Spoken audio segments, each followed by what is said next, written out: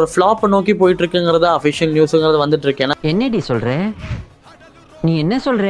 Mister X movie review வெறும் 2 நிமிஷத்தில் பார்க்க போகிறோம்.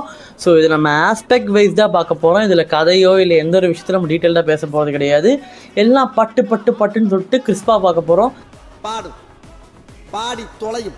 ஸோ அந்த வகையில் முதல்ல அப்படின்னு பார்த்தீங்கன்னா இந்த படத்தோட கேஸ்ட்டு பயங்கரமான கேஸ்ட்டு. ஆர்யாவாகட்டும், அப்புறம் கௌதம் ஆகட்டும், ஸோ நம்ம மஞ்சு வாரியர் ஆகட்டும், சரத்குமார் ஆகட்டும் சொல்லிட்டு கேஸ்ட்டு பயங்கரமான கேஸ்ட்டு. அண்ட் அவங்களுக்கு கொடுத்த பர்ஃபார்மன்ஸு நீட்டாக பெஸ்ட்டாக பண்ணியிருக்காங்க. ஸோ அவங்கள நம்ம எந்த ஒரு குறையுமே சொல்ல முடியாது. ஸோ அவங்களுக்கு கண்டிப்பாக நம்ம 1 ஸ்டார் கொடுத்துடலாம். அண்ட் இந்த படத்தோட கதையுமே பார்த்திங்கன்னா ரொம்ப ஒரு வித்தியாசமான கதை. ஏகப்பட்ட ரிவ்யூஸில் நீங்கள் பார்த்துருப்பீங்க. ஸோ அந்த கதை தான். ஸோ அந்த கதை பார்த்திங்கன்னா கேட்கும்போதே பயங்கர இன்ட்ரெஸ்டிங்காக இருந்துச்சு. அண்ட் ஸ்க்ரீன்லேயும் பார்க்கும்போது கதை வைஸ் நல்லாவே இருந்துச்சு. ஸோ அதுக்கும் நம்ம 1 ஸ்டார் கொடுத்துடலாம். 3வது இந்த படத்தோட க்ரூ மேக்கிங் செதுக்கியிருக்காங்க. மேக்கிங் ஆகட்டும், ஆக்ஷன் சீக்வன்ஸ் ஆகட்டும், படத்தோட மேக்கிங்கு ஆக்ஷன் சீக்வன்ஸு தான் படத்தை வந்துட்டு வேற ஒரு லெவலுக்கு எலிவேட்டே பண்ணி கொடுத்துச்சுன்னு சொல்ல. மேக்கிங் ஆகட்டும், இந்த படத்தில் ஒர்க் பண்ண க்ரூ ஆகட்டும், ஆக்ஷன் சீக்வன்ஸ் ஆகட்டும், எல்லாமே டு தி டாப் நாச் லெவலில் பண்ணியிருக்காங்கிறதுல எந்த ஒரு மாற்று கருத்தும் கிடையாது. ஸோ இந்த படத்தோட க்ரூவுக்கு 1 ஸ்டார் தரலாம். ஸோ இப்போ அதில் தான் இனிமேல் தான் வந்து கேமே ஆரம்பிக்குது. ஸோ ஸ்க்ரீன் பிளேல ஸ்க்ரீன் மட்டும் தான் இருக்குது, பாக்கி எதுவுமே காணோம். ஸோ ஸ்க்ரீன் பிளே ரொம்ப ஒஸ்ட்டாக பண்ணிட்டாங்க. நான் பள்ளி சட்டாம்பி ரிவ்யூ பார்த்துருந்தீங்கன்னா தெரியும், இல்லாட்டி பார்க்கணுன்னா இங்கே கொடுத்துருக்கேன்.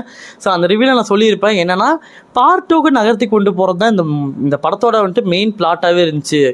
ஸோ இந்த படம் பார்த்தீங்கன்னா ஒரு படமாகவே இல்லை. இந்த படம் வந்துட்டு ஓகே பார்ட் 2 நாங்கள் எல்லாம் சொல்லிடுவோம்ப்பா, பார்ட் 2 தான்ப்பா மெயின் அப்படிங்கிற மாதிரி அந்த பார்ட் 2ன்னு சொல்லிட்டு அந்த பார்ட் 2க்காகவே வந்து நகர்த்தி கொண்டு போயிருப்பாங்க. அதே மாதிரி இந்த படத்துலேயும் வந்துட்டு பார்ட் 2க்கான லீட் இருக்குது. அந்த பார்ட் 2 நகர்த்தி தான் படம் போன மாதிரிதே தெரிஞ்சே தவிர மற்றபடி இந்த படத்துக்கான ஒரு ஸ்கோப் அப்படிங்கிறது எங்கேயுமே எனக்கு தெரில. ஸோ அதனால் ஸ்க்ரீன் பிளே என்னை பொறுத்து கேட்டால் அவ்வளோக்கா நல்லா இல்லை, ஒரு வஸ்துன்னு தான் சொல்லுவேன்.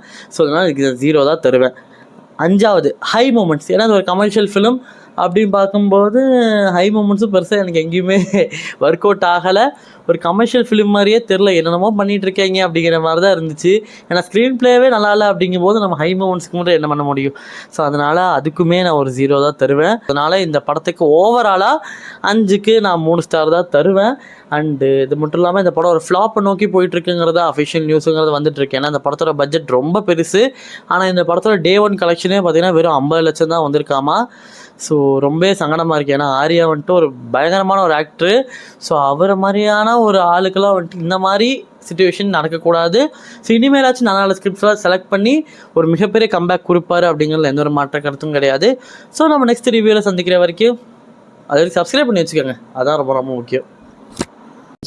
Right all